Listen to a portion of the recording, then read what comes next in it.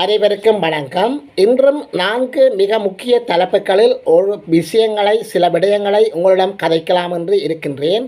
இலங்கையில் ஐநா சபை, அதாவது ஐக்கிய நாடுகள் சபை அவசரமாக அறிவித்த அறிவிப்பு. இலங்கைக்கு ஐக்கிய நாடுகள் சபை அறிவித்த அறிவிப்பில் இலங்கை கடும் உணவு பற்றாக்குறையில் இருக்கிறதாகவும், மிகப்பெரிய பொருளாதார நெருக்கடி காரணமாக இலங்கையில் 27% உணவு பற்றாக்குறை, அதாவது கடுமையான உணவு பற்றாக்குறை எதிர்கொண்டுள்ள நாடுகளில் இலங்கையும் ஒன்றென்று சொல்லி அந்த ஐநா அலுவலகம் சுட்டிக்காட்டியிருக்கின்றது. எதிர்காலத்தில் பஞ்சம், பசி, பட்டினி என்று சொல்லி மிக ஒரு ஆபத்தான இடத்துக்கு இந்த நாடு தள்ளப்படும் என்று சொல்லி ஒரு எச்சரிக்கையை விட்டிருக்கின்றார். எனவே இது சம்பந்தமான ஒரு விரிவான விளக்கத்தை நாங்கள் பின்னர் பார்ப்போம். சொத்து குவிப்பு வழக்குகளில் முன்னாள் எம்பிக்கள் சிக்குவார்கள். எனவே தெற்கு அரசியலில் மிகப்பெரிய பரபரப்பு. முன்னாள் அமைச்சர்கள், பாராளுமன்ற முன்னாள் உறுப்பினர்கள் பலர் வருமானத்தை விட அதிகமான சொத்துக்களை சேர்த்துள்ளார்கள். எனவே இது என்று விசாரணைகளில் தெரிய வந்துள்ளது. எனவே இவர்கள் விரைவில் கைது செய்யப்படுவார்கள் என்று சொல்லி இன்னொரு செய்தியும். புங்குடுதீவு படுகொலை. எனவே படுகொலைக்கு நீதி கோரி நடத்திய போராட்டத்தில் கொலைகாரனும் நின்றதாக கூறப்படுகின்றது. கொலையை செய்தவரே நீதி கோரி நின்றதாகவும், இதனை அறிந்து அந்த மக்கள் அவரை இனங்காட்டி போலீசாருக்கு பிடித்து கொடுத்ததாகவும் ஒரு செய்தி. இது சம்பந்தமான ஒரு விரிவான காணொலியையும். நல்லூரில் வெடிகுண்டு புரளி, நல்லூரில் பதட்டமான சூழ்நிலை.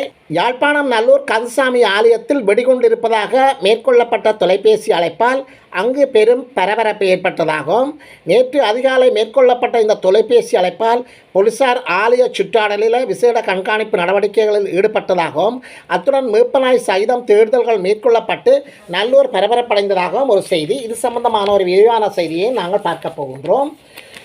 எமது காணொலிக்கு நீங்கள் புதியவராக இருந்தால் அல்லது சப்ஸ்கிரைப் பண்ணாமல் பார்ப்பவராக இருந்தால் தயவுசெய்து சப்ஸ்கிரைப் பண்ணுங்கள், ஷேர் பண்ணுங்கள், கமெண்ட்ஸ் பண்ணுங்கள், லைக் பண்ணுங்கள். அருகில் இருக்கின்ற பெல் ஐக்கானை கிளிக் பண்ணி நாங்கள் போடுகின்ற காணொலிகள் அனைத்தையும் உடனுக்குடன் பார்க்கக்கூடியவாறான அந்த நோட்டிஃபிகேஷனை ஏற்படுத்தி கொள்ளுங்கள். இலங்கையில் ஐக்கிய நாடுகள் சபை சற்று முன்னர் ஒரு அதிர்ச்சி தகவல்களை வெளியிட்டிருக்கின்றது. அந்த அதிர்ச்சி தகவல்கள் சம்பந்தமான விரிவான விளக்கத்தை நாங்கள் பார்க்க போகின்றோம். 27% குடும்பங்களுக்கு கடும் உணவு பற்றாக்குறை நிகழ்வதாக ஐக்கிய நாடுகள் சபை அறிவித்தல் விட்டிருக்கின்றது. பொருளாதார நெருக்கடி காரணமாக இலங்கையில் 27% குடும்பங்கள் கடுமையான உணவு பற்றாக்குறையை எதிர்கொண்டுள்ளன என்று ஐக்கிய நாடுகள் மனித உரிமைகள் சபை ஆணையாளர் அலுவலகம் சுட்டிக்காட்டியிருக்கின்றது.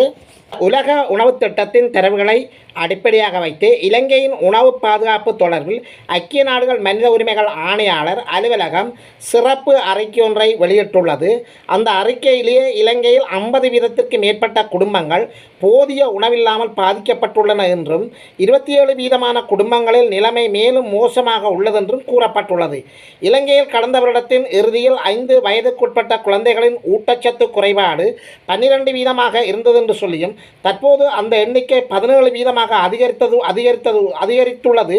அத்துடன் 2019 ஆண்டு 12% இருந்த வறுமை வீதம் தற்போது 24% அதிகரித்தது என்று சொல்லியும் ஐக்கிய நாடுகள் சபை மனித உரிமைகள் ஆணையாளர் அலுவலகம் கூறியுள்ளது. பொருளாதார நெருக்கடி ஏற்படுவதற்கு முன்னைய காலங்களில் இருந்த ஊதியங்களே இப்போதும் அதிகமானவர்களுக்கு வழங்கப்படுவது காரணமாக இலங்கையின் உணவு பாதுகாப்பின்மை ஏற்பட்டமைக்கு பிரதான காரணங்களில் இதுவும் ஒன்று என்று சொல்லி அந்த ஐக்கிய நாடுகள் சபையினுடைய மனித உரிமைகள் ஆணையாளர்களுடைய தகவல் மேலும் வெளியிடப்பட்டுள்ளது.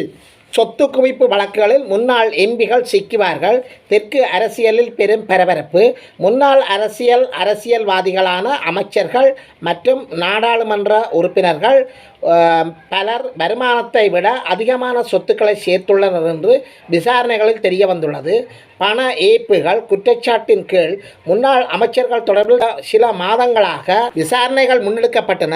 இந்த விசாரணைகளின் அடிப்படையிலேயே அவர்களின் வருமானத்தை விடவும் அதிகளவு சொத்துக்களை சேர்த்துள்ளனர் என்று கண்டறியப்பட்டுள்ளது என விசாரணை ஆணைக்குழு வெளிப்படுத்தியுள்ளது. முன்னாள் அமைச்சர்கள் பலர் நெருங்கிய உறவினர்கள் மற்றும் நண்பர்களின் பெயர்களில் சொத்துக்களை வைத்துள்ளனர். வருமான வரி பிரச்சனைகள் மற்றும் இதர சட்ட சிக்கல்களில் இருந்து தப்புவதற்காக அவர்கள் இவ்வாறு வேறு நபர்களின் பெயர்களில் தமது சொத்துக்களை பதுக்கியுள்ளனர் என்று கூறப்படுகின்றது. முன்னாள் அமைச்சர்கள் மட்டுமல்லாமல் முன்னாள் ஆளுங்கட்சி நாடாளுமன்ற உறுப்பினர்கள் பலரும் இவ்வாறான மோசடிகளில் ஈடுபட்டுள்ளனர். அனைவருக்கும் எதிரான விசாரணை நடவடிக்கைகள் மற்றும் கைதுகள் எதிர்வரும் மாதமளவில் இடம்பெறும் என்று நம்பப்படுகின்றது. புங்குடுதீவு கொலை ஒருவரிடம் விசாரணை. படுகொலைக்கு நீதி கோரி நடத்தப்பட்ட போராட்டத்தில் படுகொலை செய்தவரும் நின்றதாக கூறப்படுகின்றது. யாழ்ப்பாணம் புங்குடுதீவு முதலாம் வட்டாரத்தைச் சேர்ந்த தனியார் பேருந்து உரிமையாளர் ஐயாத்துரை அற்புதராசா அகிலன் என்பவர் கடந்த வாரம் வெட்டி கொலை செய்யப்பட்ட நிலையில் இது தொடர்பில் ஒருவரிடம் விசாரணை இடம்பெற்றுள்ளது என்று தெரிய வருகின்றது. படுகொலைக்கு நீதி கோரி நேற்று முன்தினம் வெள்ளிக்கிழமை புங்குடுதீவைச் சேர்ந்த பொது அமைப்புகள் பொதுமக்கள் இணைந்து புங்குடுதீவு பிரதான வீதியில் போராட்டம் நடத்தியிருந்தனர். இதன்போது சம்பவ இடத்தில் நின்ற நபர் ஒருவர் இந்த சம்பவத்துடன் தொடர்புடைய சந்தேக நபருடன் நெருக்கமானவர் என்றும் ஆர்ப்பாட்டத்தில் ஈடுபட்ட மக்கள் போலீசாரிடம் சுட்டிக்காட்டியுள்ளனர். இதையடுத்து குறித்த நபர் போலீசாரால் விசாரணைகளுக்காக கொண்டு செல்லப்பட்டார். அவரிடம் மேலதிக விசாரணைகள் முன்னெடுக்கப்பட்டுள்ளன. அந்த நபர் இதற்கு முன்னர் இடம்பெற்ற பல குற்றச்செயல்களுடன் நேரடி தொடர்புடையவர் என்று விசாரணைகளின் அடிப்படையில் போலீசார் தெரிவித்துள்ளனர். நல்லூரில் வெடிகுண்டு புரளியால் நேற்று பதட்டம். யாழ்ப்பாணம் நல்லூர் கந்தசாமி கோயிலில் ஆலய திருவிழா தற்போது நடைபெற்று கொண்டிருக்கின்றது. இந்த சூழலில் நல்லூர் கந்தசாமி ஆலயத்தில் வெடிகுண்டு இருப்பதாக மேற்கொள்ளப்பட்ட தொலைபேசி அழைப்பால் அங்கு நேற்று பெரும் பதட்டம் ஏற்பட்டுள்ளது. நேற்று அதிகாலை மேற்கொள்ளப்பட்ட இந்த தொலைபேசி அழைப்பை தொடர்ந்து விசேட அதிரடிப்படையினர் மற்றும் போலீசார் ஆலய சூழலில் விசேட கண்காணிப்பு நடவடிக்கையில் ஈடுபட்டுள்ளனர். அத்துடன் மேப்பநாய்கள் சகிதம் தேடுதல் மேற்கொள்ளப்பட்டன. எனினும் பின்னர் அந்த அழைப்பு போலியானது என்பதை போலீசார் உறுதிப்படுத்தினார்கள். தவறான தகவல்களை வழங்கி பதற்றத்தை ஏற்படுத்திய நபரை கைது செய்வதற்காக நடவடிக்கைகள் முன்னெடுக்கப்பட்டுள்ளதாக செய்திகள் வெளியாகிக் கொண்டிருக்கின்றன.